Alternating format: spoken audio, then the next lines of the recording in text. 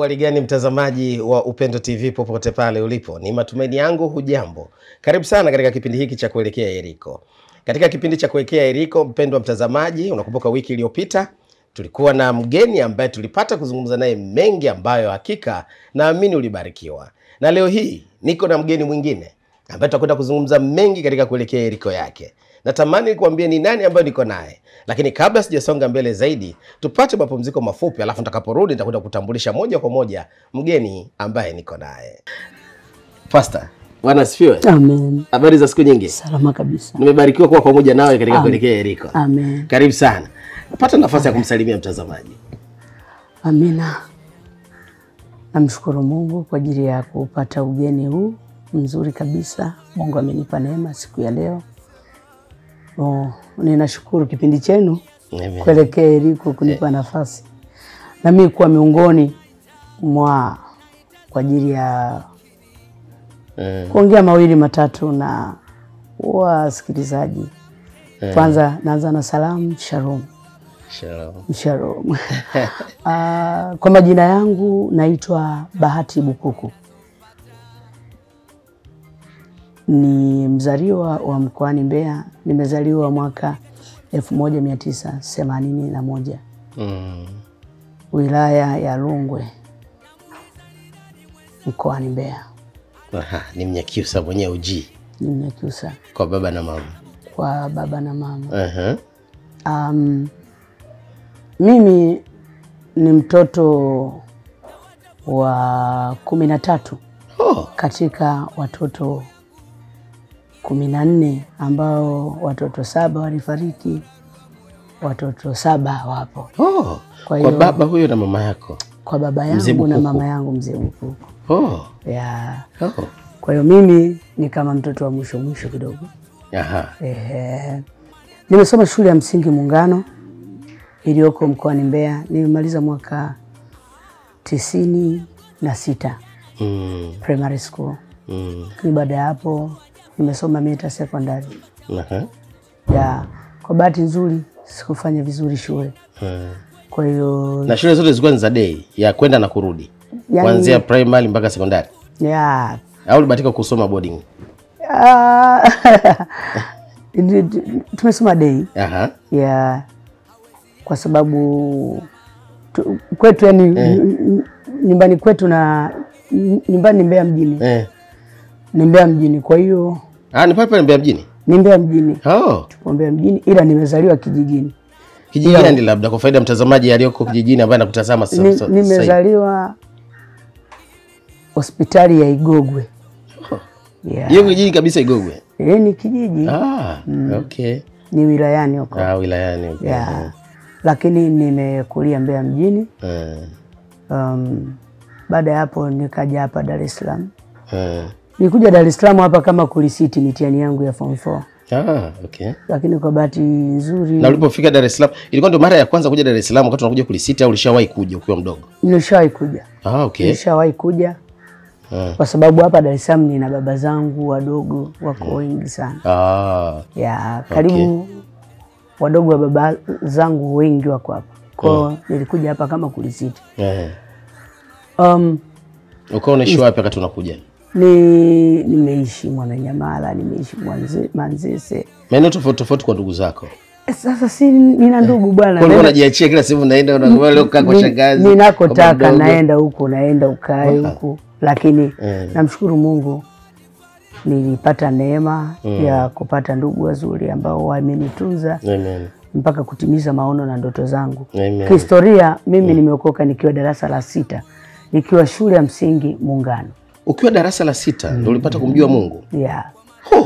Tutarudi Bahati. Mtazamaji, ni Bahati Bukuku ambaye niko naye. Tunazungumza mengi. Bahati, wakati tunapata mapumziko, ungetamani mtazamaji tumwache na wimbo gani afu tutakaporudi sasa? Natamani kujua kwa nini ilikuwaje, Mungu alikutoa wapi ukiwa mdogo akaamua kukamata mkono na kuambia mwanangu twende huko. Bahati, natamani kufahamu uliokoka ukiwa na miaka 6. Na kipindi hicho bila shaka ulikuwa umeshakuja Dar es Salaam? Ulikuwa bado Dar es Salaam hujaje kipindi hicho? Nilikuwa niko mkoani. Ulikuwa mkoani. Mungu alikupata kwenye mazingira gani? Kwanza namshukuru Mungu. Mamangu alikuwa ameokoka ila babangu alikuwa bado hajaokoka. Sasa kuokoka kwa mamako kulikufanyaje? Wapo ambao wamekolea mazingira ya wokovu lakini bado watoto wakaenda tofauti. Kuanzia darasa la kwanza mpaka darasa la 6 nilikuwa naishi kwa wokovu wa wazazi wangu. Lakini nilipofika darasa la 6 nikaamua mwenyewe kuokoka mimi kama mimi. Hiyo sasa sio bila ya kutumwa na mama, bila ya kutumwa na baba wala nini, ila walikuja watu walihubiri habari fulani. Ilikuwa sehemu gani? Unakumbuka? Ilikuwa kwenye uwanja wa shule. Shule gani? Muungano. Shuleni kwetu. Yaani tulipata wahubiri waliokuja kututembelea shuleni. Walihubiri sana wale watu. Basi nikaona kuna umuhimu wa kuokoka mimi kama mimi. Sio ule wokovu wa kama wewe uko na miaka 6. Nikiwa darasa la 6. Darasa la 6. Okay. Darasa la 6. Nilikuwa darasa la 6. Ulikuwa tayari unajitambua na mtoto wa darasa la 6 na akili timamu na anajua anachokifanya. Kwa hiyo ilifika wakati wanahubiri tukaona neno limekugusa. Wanafunzi tuliokoka wengi siku hiyo. Kwa sababu lengo lilikuwa ni kuwahubiria wanafunzi. Na kweli walihubiria wanafunzi lakini na mimi nikawa miongoni mwao. Lakini haikuishia hapo. Akaja mhubiri mmoja anaitwa Royabura.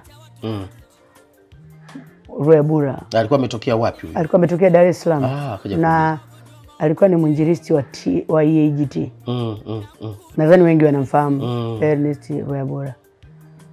Yule baba alikuja kwenye kiwanja miongoni mwa watu ambao waliombewa na mimi nilikuwemo. Alituongoza. Unajua ukiwa mtoto unaokoka karibu kila wiki. Kukitokea mhubiri huyu unapita mbele unaokoka. Nani unapita mbele unaokoka. Kwa hiyo niliokoka kama mara mbili. Niliokoka kwa wale wahubiri waliotufuata shule, lakini niliokoka pia waliokuja kwenye uwanja wa shule.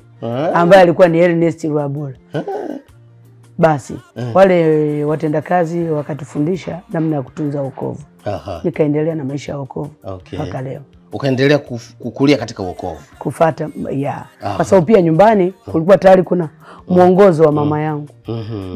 Na kipindi hicho sasa wakati unakulia kulikuwa kuna kitu ambacho nadhani Mungu tayari alikuwa ameshakiumba ndani yako mbali na wokovu, kwa maana kuonyesha kwamba una kitu ambacho kiko ndani yako kusudi. Ulikuwa unajua kitu ya namna hiyo?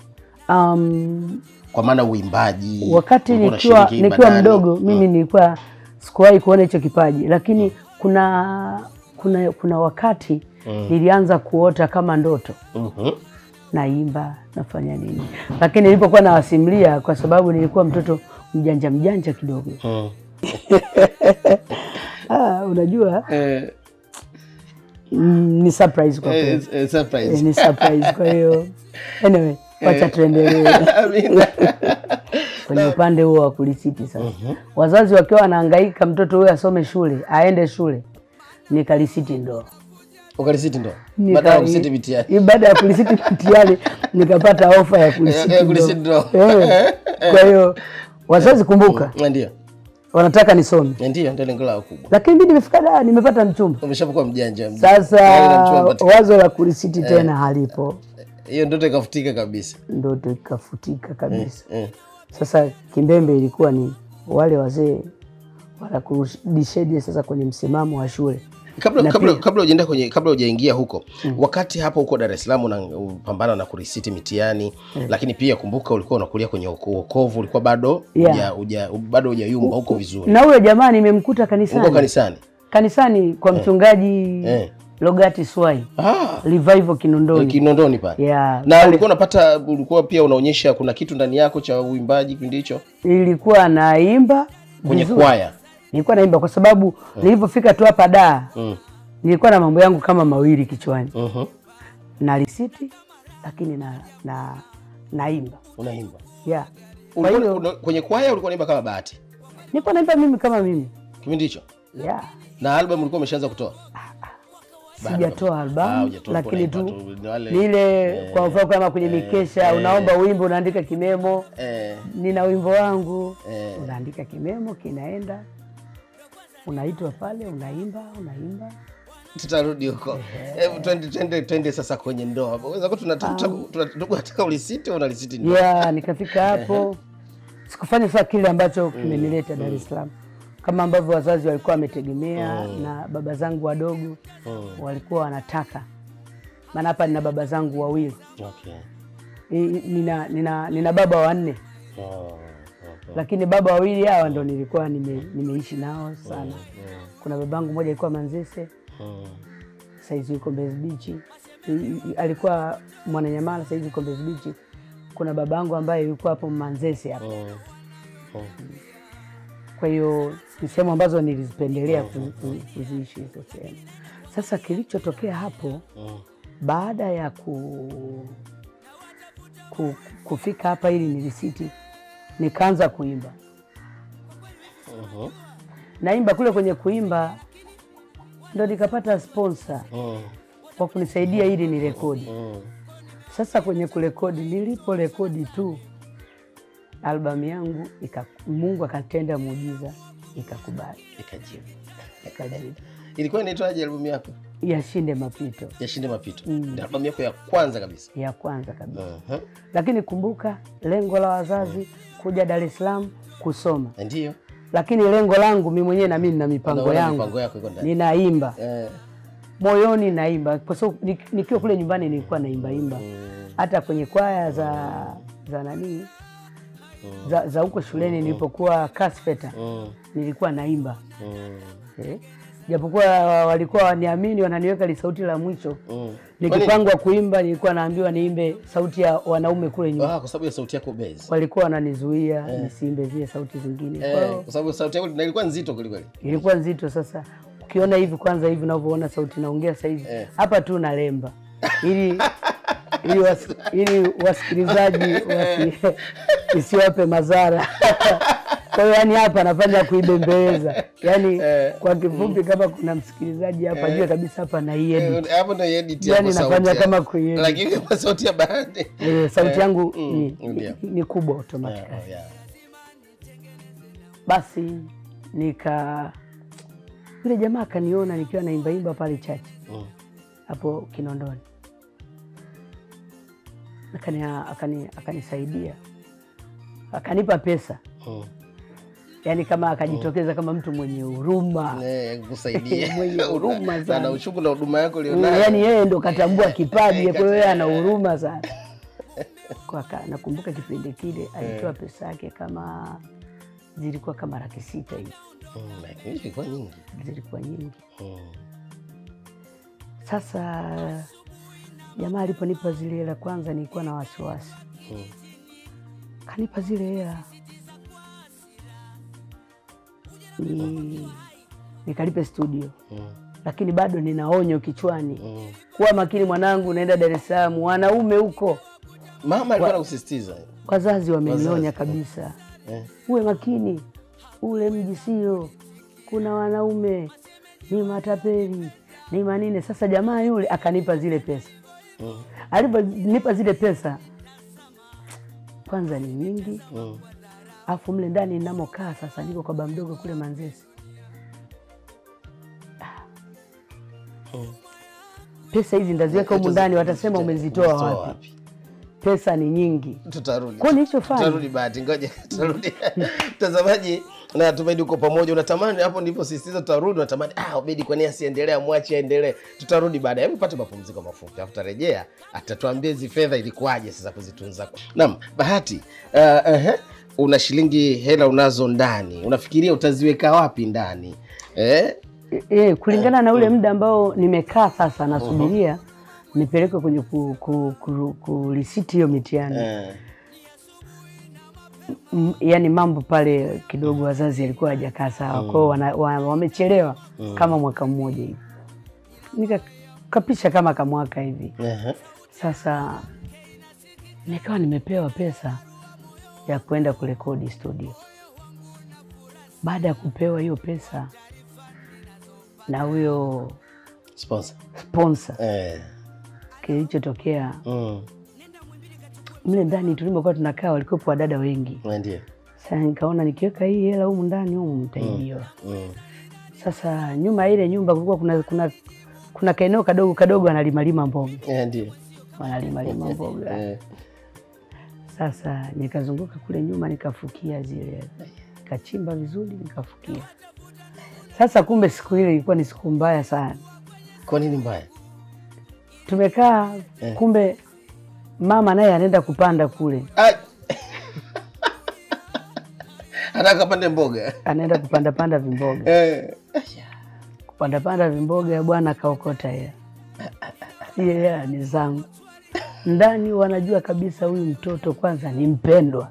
Cha kwanza. Maana hawezi kuongwa. Ndio. Ni mpendwa hawezi kuongwa. Hapo pili mtoto ni mtulivu. Umenielewa? Yaani unajua nilikuwa yani ni mnyenyekevu sana. Sasa wazazi ilikuwa yani sasa nimepewa zile pesa na mimi na testi upepo nione. Maana kwanza nimeambiwa wanaume wa Dar es Salaam ni wajeuri. Yani nimepewa yani nimeonywa. Umeonywa kabisa. Sasa jamaa yule kanipa hela. Sasa kanipa hela akaniambia nenda studio karekodi, mimi najua wewe unaweza kuimba. Lakini sasa nitaenda tu kuzitumia hela za mtu hivi ngoja nipime kama kumbe wakati kipindi unachelewesha lengo lako umpime. Ni mpime ana dhamira gani?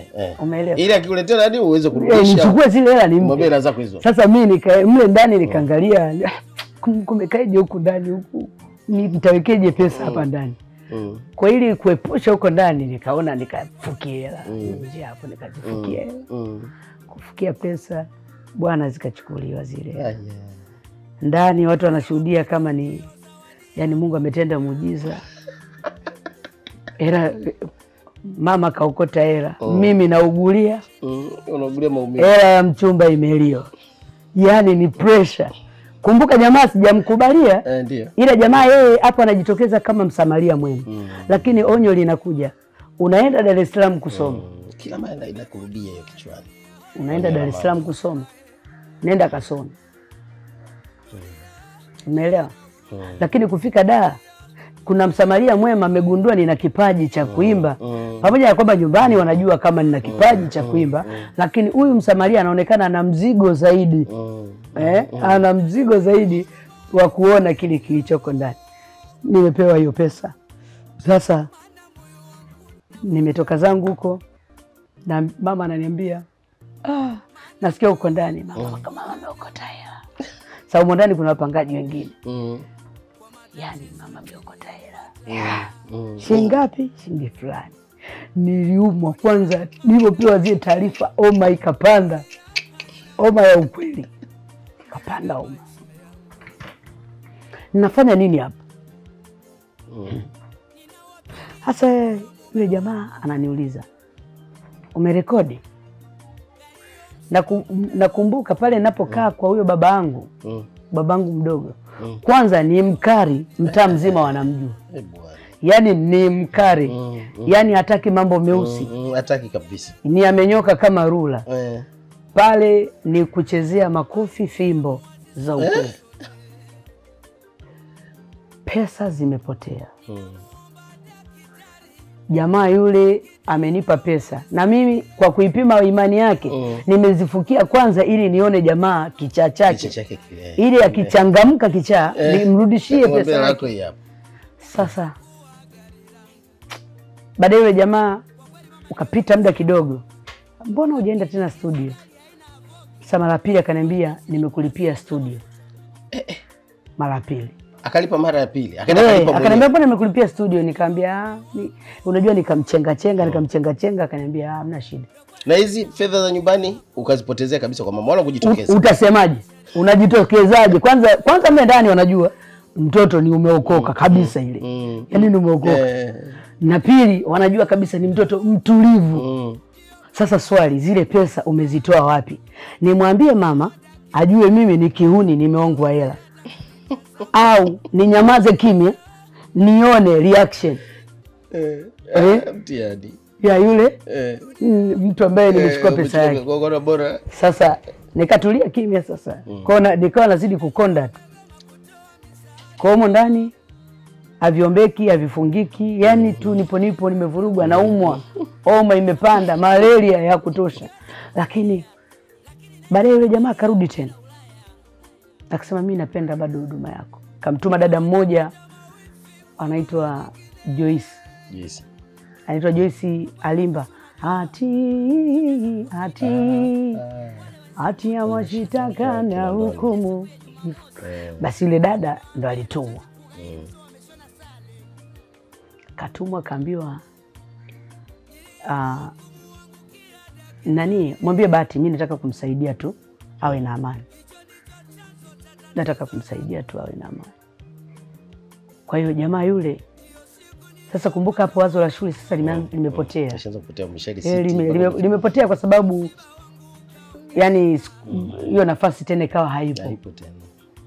Sasa kilichotokea hapo, ikabidi yule jamaa akaenda kulipia kwenye studio moja inaitwa The Big, kipindi kile studio inaitwa The Big November. Ilikuwa maeneo ya Morocco. Ilikuwa kwenye jengo lile pale Fire, kuna jengo fulani lilikuwepo hapo kama jengo la CCM. Okay, sawa. Basi pale alikuwepo producer mmoja alikuwa anaitwa Anania. Joseph Anania. Kwanza nilipofika studio,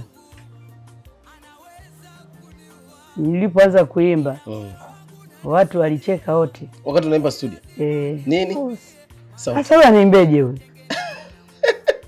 Kwanza cha kwanza nilipofika tu hapa baada ya kuimba imba pale kanisani, watu wakanishauri si umuone Chidumule. Basi nikafunga kufundisha umfuate ukauliza ushauri. Mimi kweli kakaangu mmoja akanipeleka kwa Chidumule, nikaenda pale nikamuuliza, nikamkuta Chidumule yuko na mwimbaji mmoja. Yule mwimbaji alinivunja moyo sana. Alinivunja moyo sana. Nilipofika pale nakumbuka nilimba wimbo mmoja unaimba Ikulu ya mbinguni. Ikulu ya mbinguni. Nilipoimba tu yule jamaa akasema hapa hakuna mwimbaji. Tatizo nyinyi watu wa vijijini huwa mkiwa huko mnajifariji kana kwamba yani nyinyi mnaelewa. Yani upinzani na wewe ilikuwa ni shida, aliona wapi? Kwenye sauti au jamaa alivyonicheka akasema tatizo lako wewe kwenye ara unaweka ero. Hapo pili wewe hujui kuimba. Yani nataka nikwambie mimi siku nilikutana na Bongo Star Search Live. Sasa ya nyakati hizo. Jamaa akaniambia hapo sijaona mwimbaji. Wewe unapendeza kuwa mwinjilisti. Chidumule akaongea neno moja akasema huyu ni mwimbaji. Safi. Chidumule akasema huyu ni mwimbaji. Anatakiwa maelekezo madogo tu. Akielekezwa huyu anaweza. Yule kaka aliongea kwa dharau mbaya sana, yani kiasi kwamba yani alinivunja moyo, yani nilijikuta yani nimepoteza matumaini. Jamaa akasema tatizo la watu wa kijijini wanajua ukishaimba unatoka. Yani ukiimba ndo watu wanaanza kufuatilia kazi zako kufanya nini. Yani jamaa, yani unajua Waswahili wanasema alininyari. Alininyari kweli.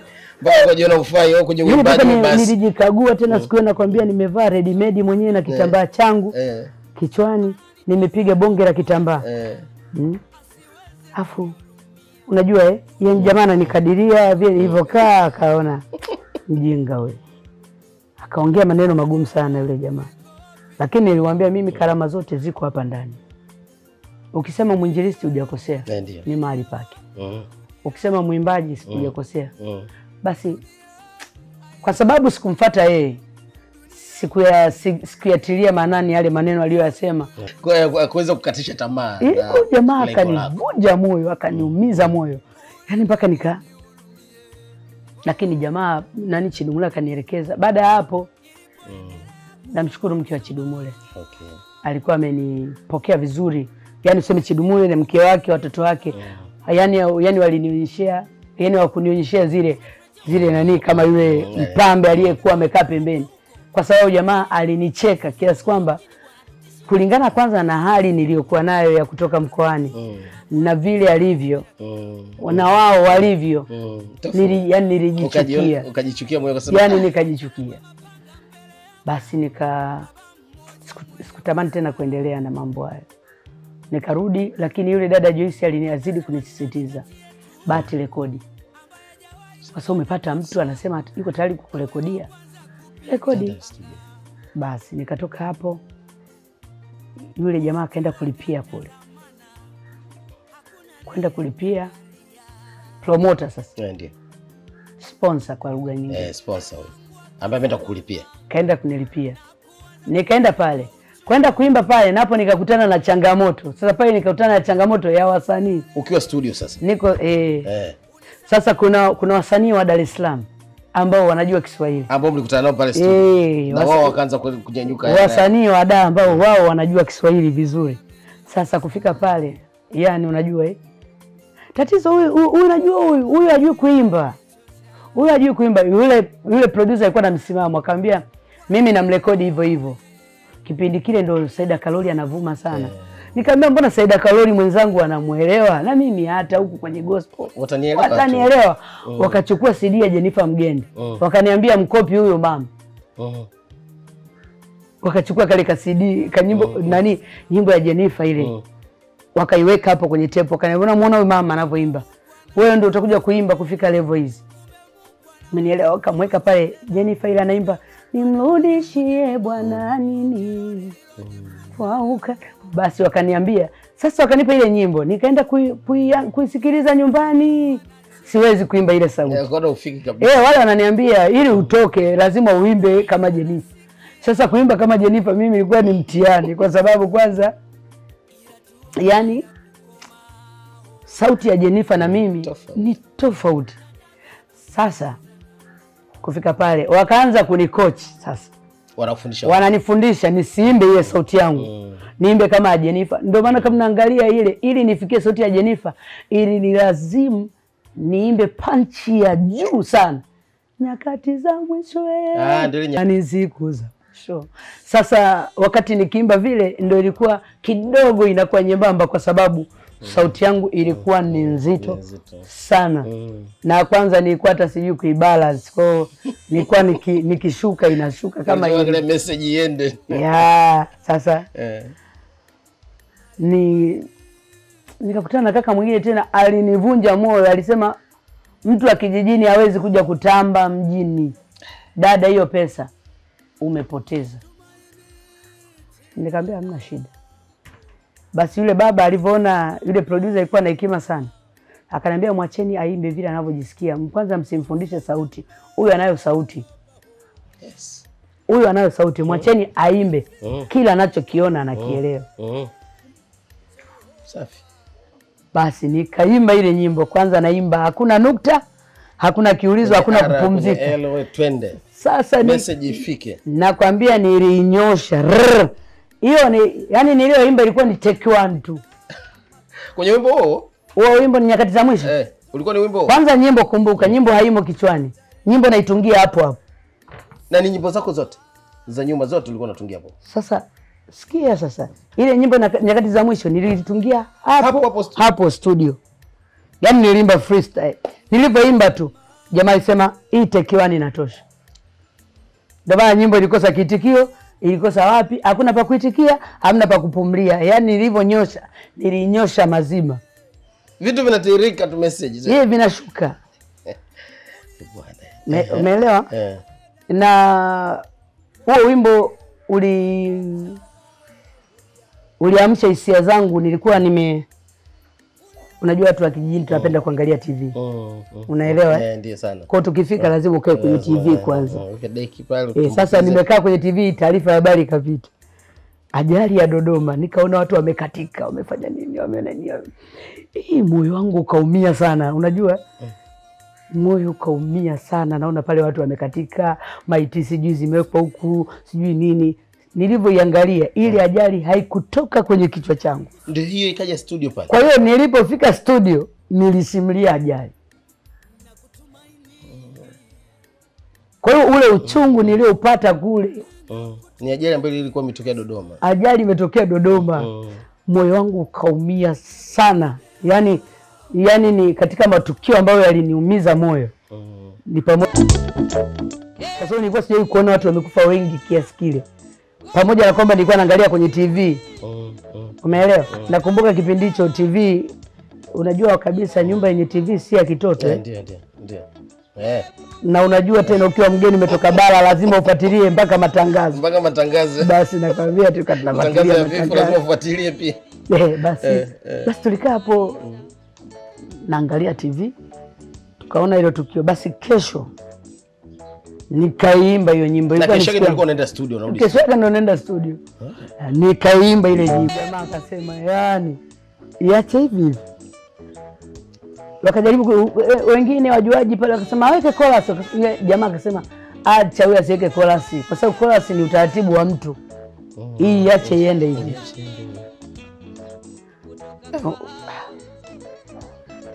Jamaa yule sasa sponsor naye kaja akaisikiliza. Akasema hii nyimbo inaliza sana. Nyimbo nzuri sana. Basi kesho natakiwa kuimba nyimbo nyingine. Kumbuka hizo nyimbo hujaziandika popote. Hiyo nyimbo umeimbia studio na kesho atakuwa urudi. Yaani nakuwa na kichwa cha habari tunataka kwenda kusema nini? Kichwa cha habari. Nakuwa na kichwa cha habari nataka kuimba mapito. Basi uko ndaweza kuimba mapito ni kesho yake nikaimba mapito, nikaimba mimi nasafiri, nikaimba yani ndio nikaanza zile nyimbo zote niliziimba kama siku 3 tu. Nikawa nimemaliza albamu. Sasa nilipomaliza swali, nimemaliza sasa albamu nafanya nini? Na hiyo albamu nafanya nini? Ndio hiyo albamu. Kitu kilichofuata hapo ikabidi ichukuliwe hiyo albamu. Sponsor akaja akaichukua ile albamu. Alikuja kuchukua mwenyewe. Akaja akaichukua ile albamu ili aipeleke. Kipindi hicho kuna redio Wapo.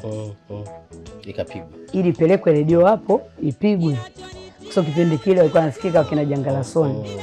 Jangalasoni, Kidumule, Jenifa. Wakina Neema Mwaipopo. Fungeni Mikanda ile nyimbo. Basi kwa bahati nzuri jamaa akachukua ile nyimbo akiwa anaenda kazini. Kuna jamaa mmoja zamani alikuwa anauza nyimbo kwenye vitoroli. Akampa nani, akatengeneza nani chache CD chache ili tu anisaidia. Baada hapo akawapa watu wa kitoroli. Wale watu wa kitoroli wakazipiga zile. Kupiga watu Kariakoo. Watu wakakusanyika pale. Shinga nini? Kwamba wimbo wa nani huo? Nani? Mjero hujulikani. Sijulikani. Nani? Watu zile 200 zikaisha hapo. Ghafla Mwindi kwa sababu aliyekuwa anauza CD alikuwa ni Mam. GMC. Alikuwa ni peke yake kipindi hicho. Yaani kipindi hicho alikuwepo Mam na Muta.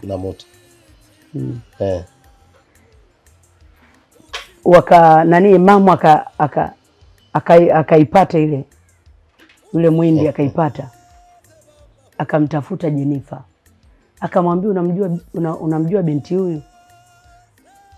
Jenifa akasema simjui.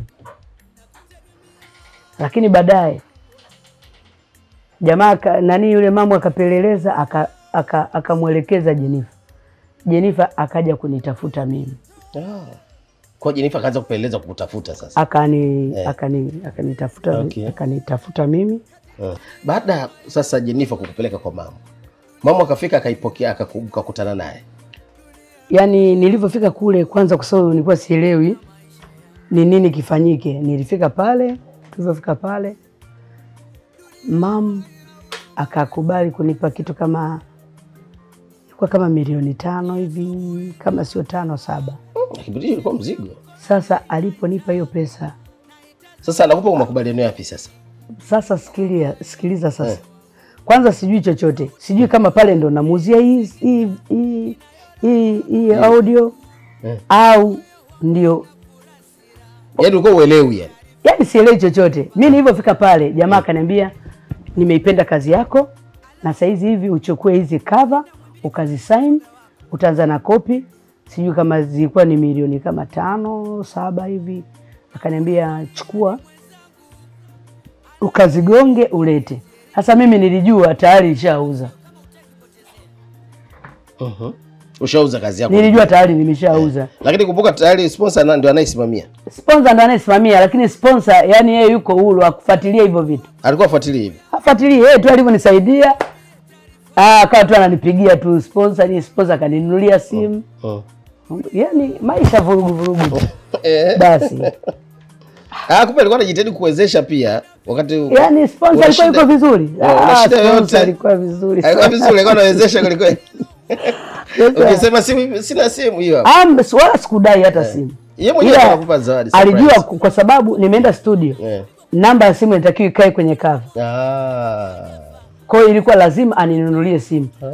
Kimbembe pia hiyo kwenye simu napo kulikuwa na changamoto sana. Namna gani nitafika na simu nyumbani? Nao ulikuwa muziki mwingine. Nao ni muziki, nao ni vita nyingine. Nyumba nzima hawana simu. Wewe unaingia na simu, unapata wapi hiyo nguvu? Sasa yani ilikuwa ni changamoto kweli kweli. Basi nikanunuliwa simu, lengo ipatikane namba ya kuweka mle ili niweze kupokea. Basi jamaa akaninunulia simu. Nakumbuka ilikuwa ni Siemens 55. Nikanunulia ile simu nzuri kabisa portable. Nimeenda nayo nyumbani kule, ananiuliza nini. Yani ilikuwa mtihani. Lakini ulikuja ukaeleza ukweli baadaye. Au ulikuja kajulikana tu kwamba una simu? Nimepata simu sasa, ikabidi sasa hapo trick sasa zianze kupangwa. Najua yule mdhamini amenipa hii kwamba tukiuza kanda atachukua hela yake na atakata na simu. Umeelewa? Lakini sasa hayo yote ninafanya. Wale wazazi sasa hata wazo la shule limeshaisha tayari. Limeshaisha. Wazo ni ukurasa mwingine. Sasa ni ukurasa wa muziki. Yule mwindi alinipa hela. Kwanza niliamini nimeuza. Bakri yako kwa kutuma. Nilienda kupanda daladala nikiwa nimepewa zile hela. Nilisi nitaibiwa. Nikaenda kwenye taxi. Nilipofika Manzese nikabadilisha gari. Kwa tayari umeshajenga, umeshakuwa mjanja sasa. Kwa nataka kuchenga wauni. Kwa kama muhindi yule ametuma wauni na mchenga. Kwa pale nimeenda nimepanda daladala. Daladala inageuza nikabadilisha gari. Kufika nyumbani nikabadilisha gari ili tu nifike na hela zangu nyumbani. Kweli nilifika nyumbani na zile hela. Yaani kila mtu alishangaa. Hela nyingi. Yaani ndo sasa yule mwindi alitengeneza ile nyimbo mara moja, yani kuzidabo walitengeneza mara moja na usiku huo wakazisign. Nimekaa tena muda mfupi, ndani ya wiki kama moja hivi nikapigiwa simu, njoo chukue karatasi zingine. Kumbe sikuuza. Maana wakati naondoka pale nilijua tayari nimeuza, hamna mkataba, hamna. Kwa yule mwindi ni Mungu tu naye alikuwa amemfunga. Angekuwa tu kama angejua tu nishamalizana nayo. Kwa mimi nilipochukua zile hela nilikuwa nimemalizana naye. Si jamaa ananipigia, wamekupa hela?" Nikamwambia ndio amenipa hela. Jamaa kuonyesha tamaa. Alikausha tu. Baadaye mimi nikachukua hela milioni 2 nikamrudishia, nikampa asante. Katika zile hela ukachukua milioni 2? Nikachukua milioni 2 nikampa kama asante. Yule jamaa akasema sasa umeimba, fanya uzinduzi. Watu fanya uzinduzi. Akaenda kunikodia ukumbi wa Diamond Jubilee. Kipindi kile na ule ukumbi ulikuwa ni gharama, na mmoja ya kumbi ambazo zilikuwa zina gharama kipindi hicho ni ukumbi ule. Kulingana pesa akatumia nyingi sana.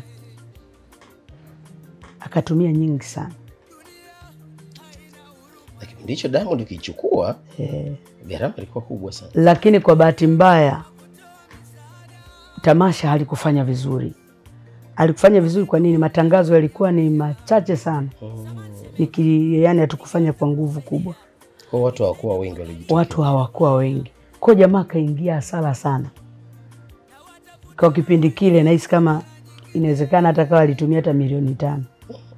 kwa sababu alileta waimbaji mbalimbali, kwaya nyingi zilikuwepo. Basi akawa ameingia sala kwa namna hiyo, lakini bado nyimbo ikawa inaendelea kufanya vizuri sokoni. Sasa harakati zinaanza. Sasa nilipofahamika hapo wakajitokeza wachumba sasa. Kwa sponsor yake alikuwa ni kukusaidia tu. Yes, sponsor alikuwa na malengo yake ndani ya moyo wake. Ambao alikuwa tayari ameshamshirikisha yule dada. Joyce yeye tayari alikuwa ana taarifa hizi. Kuna wakati nakuta nimetia zawadi za nguo. Lakini zile zawadi za nguo ukiziangalia, ni nani anajua kipimo changu? Naletewa zawadi ya nguo, mara nini, mara viatu. Mara nikitoka huko mwenyewe nimebana nywele zangu kikulima, jamaa yule dada ananiambia, "Twende saluni." Sasa mimi nakupa ofa na kupeleka saluni. Kumbe zile hela yule dada akapewa anipeleke saluni. Labda nimevaa nguo hii. Ananiambia, "Usivae hivyo. Mimi kuna nguo zangu walinipa wanani." Yule dada alikuwa anafanyia kwenye hoteli fulani. Kwa ananiambia kuna wazungu walikuja walinipa nguo azinitoshi. Sasa mimi nimeamua kukupa mdogo wangu. Lakini yale manguo yote anapewa na yule mshua. Ndio. Ambaye ndio sponsor. Ndio sponsor mwenyewe. Baada ya hapo nikawa sasa nimeanza kupata mchumba sasa. Wachumba wanakuja. Wanajitokeza sana hela. Sasa jamaa yule jamaa sasa ikabidi awe serious. Akakuletea taarifa. Ikabidi jamaa awe serious. Akaniambia, "Sikiliza Bahati. Mimi siwezi kutengeneza mimi nahangaika kukutengeneza wewe, afu watu wengine wanakuja kirahisi." Na mimi kukwambia mimi nakupenda, nilimwambia Joyce muda mrefu, na Joyce aliniambia umekubali. Nimekubali saa ngapi? Siwajua dada wa mjini anaweza kukwambia huyu mimi na mudu. Kwa hiyo mwenzangu ndo kaishaambiwa huyu na mudu. Umeelewa? Kwa hiyo yeye ndo anacheza na bosi. Kwa mimi hapo katikati sijui chochote kama nimependwa. Mimi najua msaada. Hasa wakati nataka kuolewa ndo jamaa kaongea akasema hakuna kitu kama hicho. Mimi nilikuwa nakutengeneza kwa sababu najua wewe ni mke wangu. Na huku tayari kuna mtu ameshajitokeza. Sio mmoja, wengi. Wachumba kibao. Yeye akaniambia mimi nilikuwa nafanya hivyo vyote ni kwa sababu nilikuwa nakupenda, najua wewe ni mke wangu. Na mimi nilijua. Joyce amekwambia. Kumbe Joyce hajakwambia, alikuwa tu hajaniambia.